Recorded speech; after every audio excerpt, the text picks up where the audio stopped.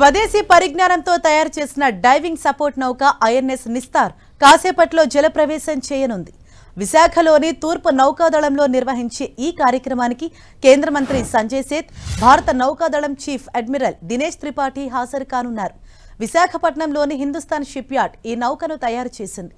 120కి పైగా సూక్ష్మ, చిన్న, మధ్య తరహా పరిశ్రమలు దీని నిర్మాణానికి సహకరించాయి.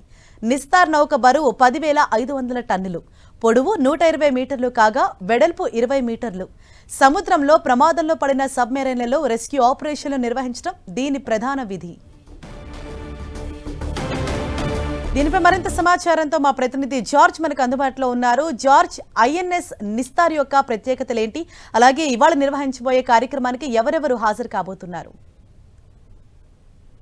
మరికొద్ది సేపట్లోనే నిస్తార్ యుద్ధ నౌకను జాతికి అంకితం చేయనున్నారు. దీనికి సంబంధించి ఇప్పటికే కేంద్ర సహాయ మంత్రి సంజయ్ దత్ తో పాటు ఎవరైతే భారత నౌకాదళ అధిపతి సైతం కూడా ఇప్పటికే హాజరయ్యారు. మరికొద్ది సేపట్లోనే దీన్ని జాతికి అంకితం చేయనున్నారు. ముఖ్యంగా చూసుకున్నట్లయితే గనక 1992లో భారత్ పాక్ యుద్ధ సమయంలో విశాఖతో సహా తూర్పు తీరాన్ని నాశనం చేయడానికి దూసుకువచ్చిన పిఎన్ఎస్ గాజీ ఏదైతే సబ్మెరైన్ ఉందో దాన్ని ఐఎన్ఎస్ నిస్తార్ యుద్ధ నౌక ధ్వంసం చేసింది. దాయాది దేశంలో జరిగిన ఆ యుద్ధంలో చారిత్రాత్మక విజయాన్ని అయితే అందించింది. ఆ నిస్తార్ 1989లో సేవల నుంచి నిష్క్రమించింది. అయితే ఇప్పుడు స్వదేశీ పరిజ్ఞానంతో ఏదైతే ఆత్మనిర్భర్ భారత్ లో భాగంగా పూర్తిగా స్వదేశీ పరిజ్ఞానంతో ఈ కొత్త ఐఎన్ఎస్ నిస్తార్ యుద్ధ నౌకను మరికొద్ది సేపట్లో సేవలను అయితే అందించనుంది. ఇప్పటికే చూసుకున్నట్లయితే గనక 15 సార్లు సైతం కూడా సీ ట్రయల్స్ ను విజయవంతంగా ఇది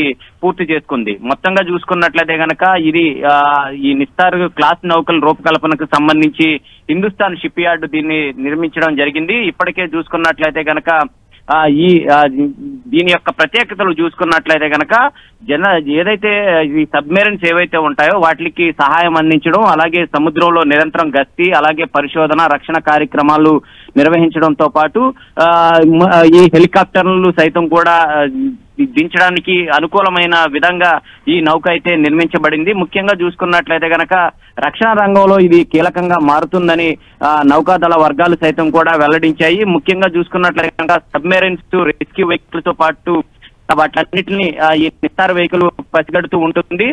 మొత్తం మీద చూసుకున్నట్లయితే కనుక ఈ నిస్తార్ వెహికల్ ఏదైతే ఈ యుద్ధ నౌకను మరికొద్ది సేపట్లోనే జాతికి అయితే అంకితం చేయనున్నారు. Thank you George.